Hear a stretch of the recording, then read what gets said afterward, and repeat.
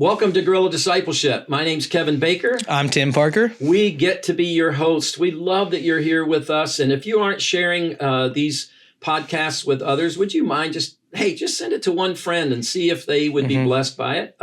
We won't get our feelings hurt if they tell you that they think we're horrible or unhelpful.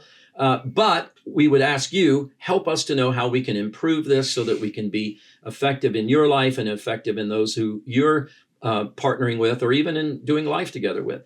But we are here again talking about being in community, being in a small group, and what it looks like. Last week we were talking about the need that we all have for community, the loneliness that can be there, but the need for us not to be in community with or in a community where it's full of judgment and condemnation.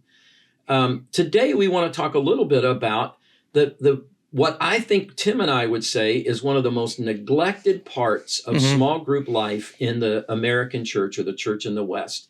We're really good at getting together because we want friendships and we like to hang with each other. We're really good about doing Bible studies where we're trying to figure out who God is and learn more about him. The part that we don't really perhaps do as well is what we would call the out. That is being on mission, either individually or even as a group. And that idea that we gather together to help equip each other, as it says in Ephesians chapter 4, that we need to be constantly equipped, but we also need to be encouraged, reminded, and to share opportunities to serve the community around us, to serve our friends. I like the idea of, now we've never done this formally in one sense here at Oakdale, but I love the idea of the empty chair, where every group always keeps one chair empty, and every person in the room has one or two, three maybe, people that they are praying for at the moment who are far from God or disconnected from community, that they're praying that God might lead them to come and be a part of your group. Now, I'm going to pause this for a second, Tim, before we talk more about the out. One of the aspects of what I just said with the empty chair is that a lot of groups have such good community. They're reluctant to have a new person come in because a new person changes the dynamic. So would you share your thoughts on whether groups should always be open? Is there a time to be a closed group? How do you do this idea of even the out part with maybe making your group an entryway into knowing Christ for someone who's far from God? Yeah, I think what I hear you saying, and what I think the best thing for an empty chair is, who can we invite if you already have an established group with people? If it's like one or two families, obviously you're going to need to grow it with more believers. But if you're at a place where you have 4 or 5 families, maybe that empty chair is more of a missional approach. It's not who else is in my church that I can invite so we can have 10 families. It's who else is far from Christ that we can kind of be missional with and be spiritually obvious with. Because I think you can always find more. Not necessarily invite them to the group, you mean? No, I think you might want to invite someone who's far from Christ, or far from not just a Christian community, but who's. So for example, I have a family group right now. I think if we're going to invite another person to it, because it might get too big, the person we should and could invite, the one who maybe needs more spiritual growth, or maybe hasn't completely committed to their faith, or maybe doesn't know who Jesus is, but sees that we're having fun, or sees that we're doing things and say, hey, this is our standards, these are our values, come learn about Jesus with us. Because I know the dynamic is, if you get 10 families together, that you're going to have to split. And I think that's a reality, or multiply is the better word. Yeah. I think that's a reality that you're going to have to come to. And that's a hard reality. That's a hard reality. And so that's why I think inviting the person who is lost to that group that's existing is then the group sees it as someone they can love on and care for, versus more competition, or, all right, there's 6 families, I'm going to go with these 3, you're going to go with these 3, and you're constantly worried about it fracturing. Yeah.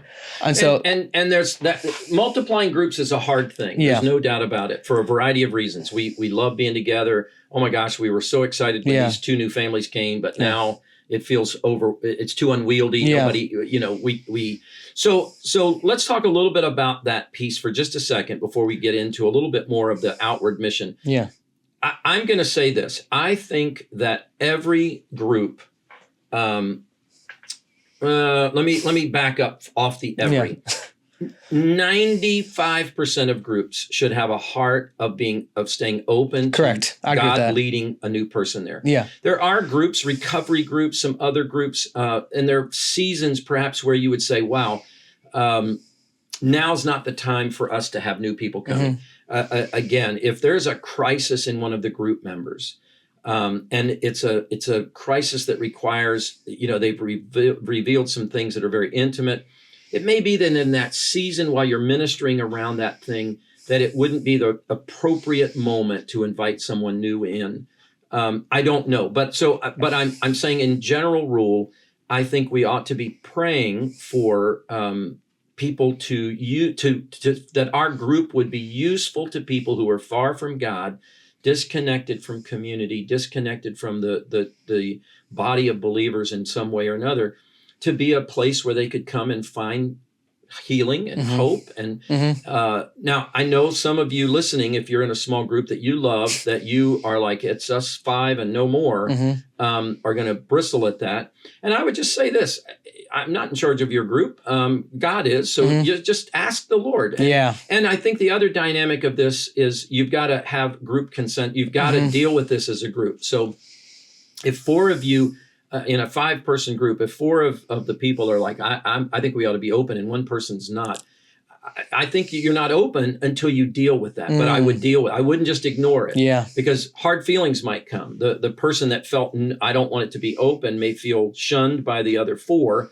And the other four might be resentful that, hey, this person's not open. So you just got to say, let's prayerfully come to a place. And I think part of open is that you don't keep adding, if you have a group of 5 people, you don't add 5 new people at once. Exactly. Because that does change the DNA. But I agree that 95, if not higher % should be open all the time, except for certain seasons or certain reasons. Because your community is a life-giving community. It should be. That's why you're there and that's why you enjoy it. And we don't want to keep life to ourselves. One of the things that we know about God is that God blesses us to be blessings. And the more we hoard God's blessings, the more they decay within our very own souls and hearts. And so what we want is to just keep an open heart. But let's shift back to out. And so here's what I would say.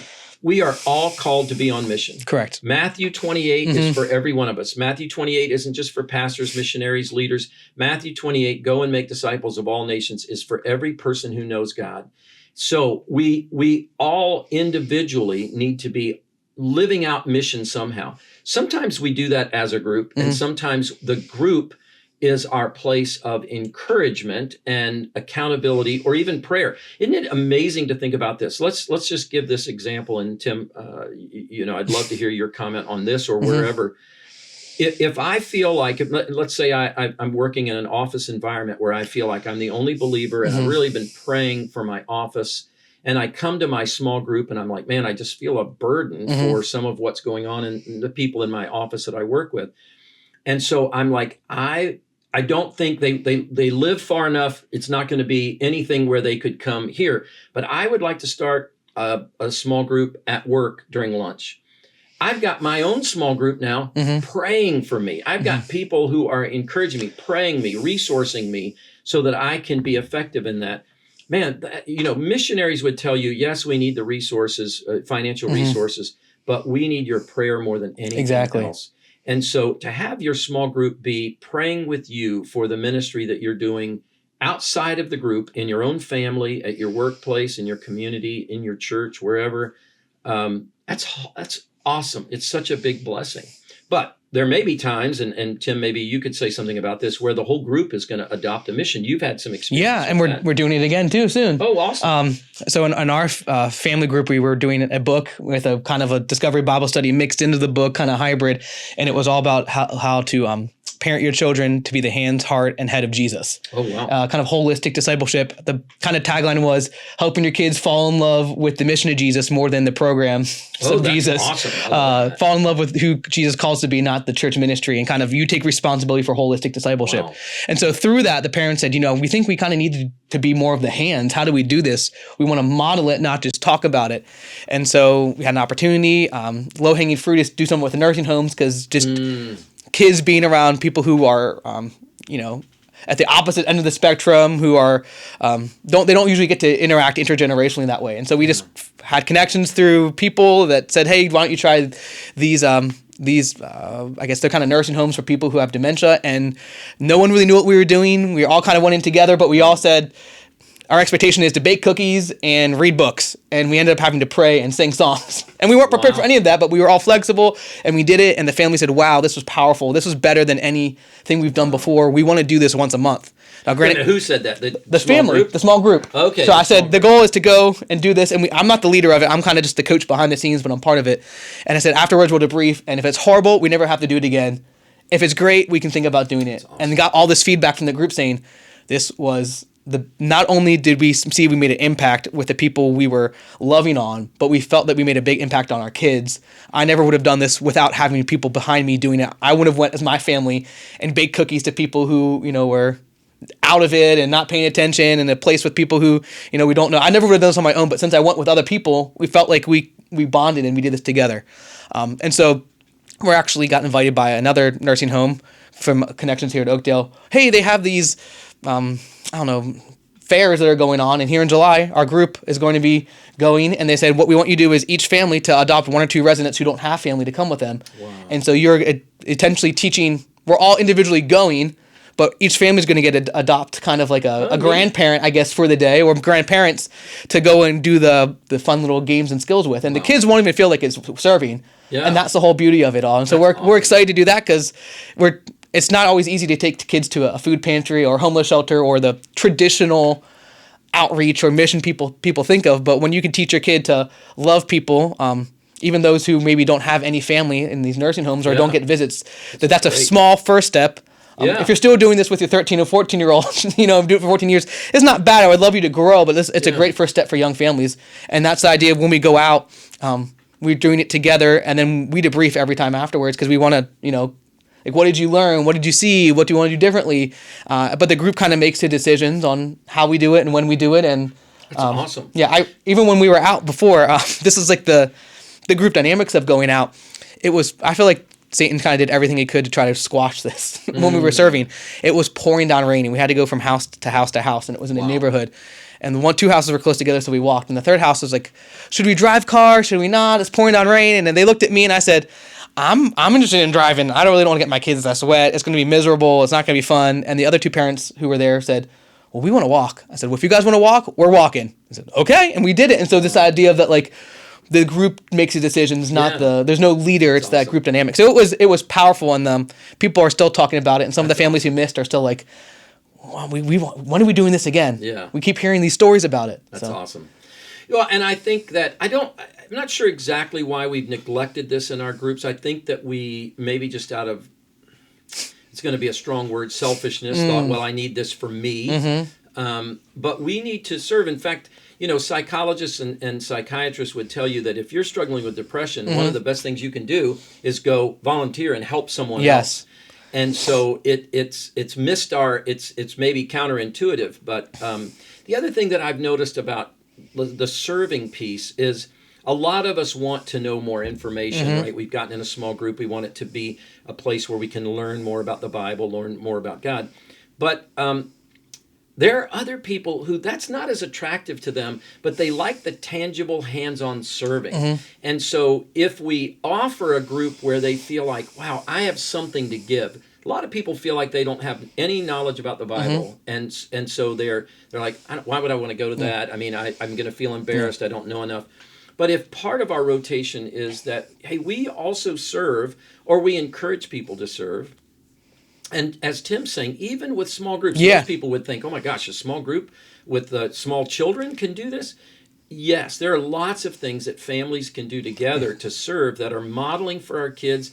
And our kids are going to grow up having great fun with the other kids in the small group. It really becomes a second family for them, and it's a wonderful experience. And maybe if you're not wanting to serve out in the community, if you're a family group, think about like where you're serving your kids by teaching them how to serve. Exactly. And so if this is all about parenting, then going out and showing them how to do it is the best way. You can teach them about it all the times, but until they actually do it. I think there's a lot of ways that small groups can adopt a mission. Yeah. And whether the whole group does it or parts of the group or we just... So, for instance, it could be that there's a neighbor, maybe a neighbor that recently lost a spouse, and you know this neighbor now is alone and struggling, hey, you just ask your small group, hey, could we just adopt this? And every month, uh, I'm just going to say dumb things here, but one of our families will bake chocolate chip cookies, and then we'll just run it over. One of us will run it over, so that it's not a burden for any one of us. Yeah, you share the responsibility. But we're sharing, and we're just, and all we do is we take them cookies and maybe talk for a bit, but sit there and say, hey, our group is praying for you. Who knows what God would do in that? You can also, in nice weather, it's summer here in Maryland where we are. It's been beautiful weather the last few days. You can go prayer walking, which for me would be, if you're meeting in homes and you're in a neighborhood, would just be getting the strollers out, the kids out, and saying, hey, we're just going to walk around the block and pray for every house on that block. You may have no interaction, but you may actually allow God. In fact, I think it would be wise to say, God, lay on our hearts any needs that are in this. Or you may run into a neighbor and say, hey, we're just out praying for the neighborhood. Is there anything we can pray for you? What a model of showing our kids that kind of interaction with other people. So there's lots of things that we can do that are group activities. There are lots of ways that we can use the small group power, the power of that, the idea that we're better together, but also the idea that, man, together we are a force. We could go clean up a backyard. It's not too much. What is it? Many hands make for light work kind of thing. Somebody in the neighborhood that's a widow and again hasn't been able to clean up maybe her garden or her backyard or do something for herself, clean out her gutters. That's why I like serving as a group, because you do have the responsibility of caring for it together. Yeah. And it doesn't have to be all the time. It doesn't have to be that every week. But I think a rotation of what are we doing to serve God in your group will make your group healthier. It will keep your group. I think, Tim, you said this. It keeps our groups from becoming so introverted or introspective that we forget that there are so many needs outside of ourselves, so many people outside of ourselves that we can bless. And it helps you apply what you're doing when you're going up and when you're going in. It's if you can learn to attune to the people in the group, you can learn to attune and listen to the people outside the group. Exactly. If you're learning something about grace that you're studying together, you can go embody that grace, and you can almost apply or learn more from living it out. And I think one of the other pieces here is that as we're doing, we want our Bible studies, whatever kind of study we're doing, to have an application aspect of it. And so as God is laying on your heart, as you're reading in His Word and studying His Word and thinking about what God's called us to, and you come to a place of, how am I going to apply this? What is God? What's my I will? What am I going to do with what I just learned? God may lead you to a mission that all of the groupers like, wow, we need to do this together. We need to serve together in the church, outside of the church, in our community. But again, I just want to say we can also encourage each other to say, hey, Tim, you kind of adopted your neighbor and you're working with your neighbor. Yeah. How's that going? How can we be praying for that? So we're doing it as a team, even if we're not doing it as a team, if that makes sense. Yeah, that makes complete sense. Well, again, we love that you're here. We want to continue to talk about small group and basically behavior shifts. We want our groups to be the kind of groups that are encouraging us to grow in grace, not just in my thinking, not just in my feeling, but actually also in my acting, the way that I work. So some of the serving could be, how are we going to serve? If it was a men's group, how are we going to serve our wives if we're all married? If it's a women's group, how are we going to serve our husbands? What am I going to do for my family? And how can my small group encourage me to be a better worker, person, spouse, husband, whatever it is? So I again, grateful for you all being with us. If you have any comments or corrections or any wisdom for us, kbaker@oakdale.church. tparker@oakdale.church. Make comments. Please pass on anything that would be helpful. And thanks so much for being a part of Guerrilla Discipleship. And we've got one more week on behavior shifts. We're going to talk a little bit more about what that looks like and how a community small group experiences help us to make the kind of transformational behavior shifts that we all are really looking for. So God bless you guys, and we'll see you next week.